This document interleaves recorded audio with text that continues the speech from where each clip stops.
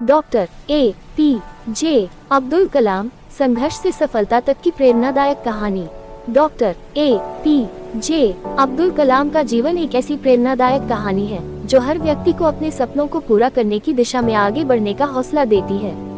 एक साधारण परिवार में जन्मे इस असाधारण व्यक्ति ने अपनी मेहनत, लगन और समर्पण से भारत को विज्ञान और तकनीक के क्षेत्र में नई ऊंचाइयों तक पहुंचाया। बाल्यकाल, संघर्षों से भरा जीवन। अबुल पकीर जैनुलाब्दीन अब्दुल कलाम का जन्म 15 अक्टूबर 1931 को तमिलनाडु के रामेश्वरम में एक मध्यम वर्गीय मुस्लिम परिवार में हुआ। उनके पिता जैनुलाब्दीन एक नाविक थे और मां आशियम्मा एक गृहिणी थी।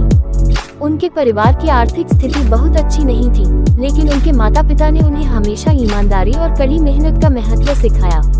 छोटी उम्र में ही अब्दुल कलाम ने अपने परिवार की आर्थिक मदद करने के लिए अखबार बेचने का काम शुरू कर दिया था। लेकिन उनका सपना बड़ा था। वे विज्ञान की दुनिया में कुछ हिस्सा करना चाहते थे जिससे भारत का नाम रोशन हो। शिक्षा और संघर्ष। अब्दुल कलाम पढ़ाई में बहुत रुचि रखते थे और विज्ञान उनका प्रिय विषय था।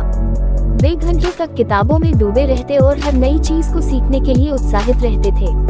उन्होंने प्राथमिक शिक्षा रामनाथपुरम के श्वार्ट्ज हाई स्कूल से प्राप्त की। स्कूल में वे एक औसत छात्र थे, लेकिन उनकी सीखने की इच्छा और कड़ी मेहनत ने उन्हें आगे बढ़ने की प्रेरणा दी।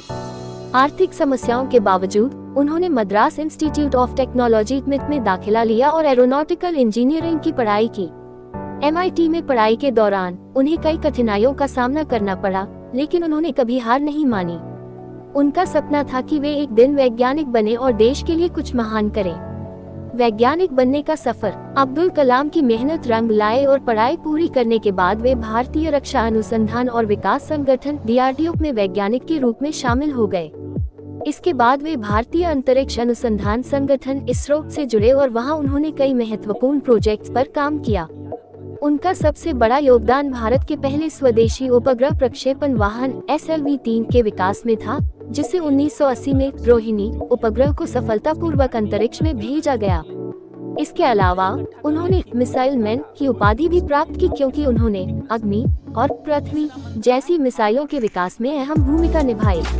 भारत के राष्ट्रपति और जनता के राष्ट्रपति की पहचान। डॉक्टर अब्दुल कलाम की वैज्ञानिक उपलब्धियों और उनके राष्ट्र के प्रति समर्पण को देखते हुए 2002 में उन्हें भारत का 11वां राष्ट्रपति बनाया गया। वे ऐसे राष्ट्रपति बने जिन्हें जनता ने दिल से अपनाया और सम्मान दिया।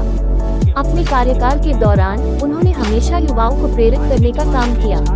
वे मानते थे कि भारत का भविष्य उसके युवाओं के हाथ में है और वे हमेशा छात्रों और युवा वैज्ञानिकों से मिलकर उन्हें आगे बढ़ने के लिए प्रेरित करते रहते थे। युवाओं के प्रति प्रेम और शिक्षण कार्य।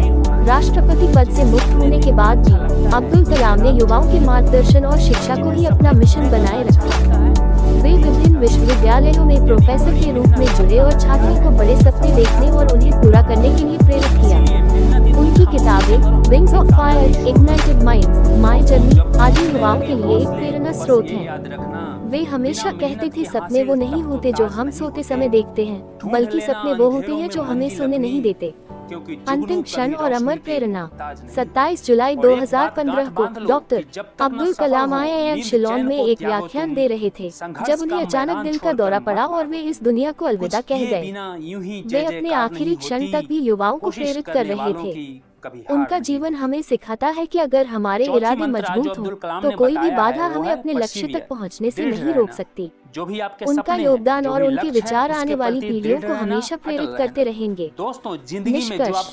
डॉक्टर APJ अब्दुल कलाम का जीवन ये साबित करता है कि कठिन परिस्थितियां भी किसी व्यक्ति की सफलता में बाधा नहीं बन सकती, यदि उसमें आत्मविश्वास, मेहनत और समर्पण हो। उनकी कहानी हमें ये सिखाती है कि सपने देखने की हिम्मत रखो, उन्हें पूरा करने के लिए जी जान से मेहनत करो और देश के लिए कुछ महान करने का प्रयास करो।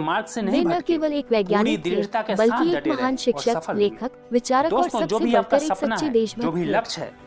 उनका जीवन हमें प्रेरित करता है कि हम कभी हार न माने और अपने लक्ष्य को पाने के लिए पूरी मेहनत करें। अगर तुम सूरज की तरह चमकना चाहते हो, तो पहले सूरज की तरह चलो। डॉक्टर APJ अब्दुल कलाम कहते हैं कि निगाहों में मंजिल थी, गिरे और गिरकर संभलते रहे। हवाओं ने तो बहुत कोशिश की, मगर चिराग थे जो आंधियों में भी जलते रहे।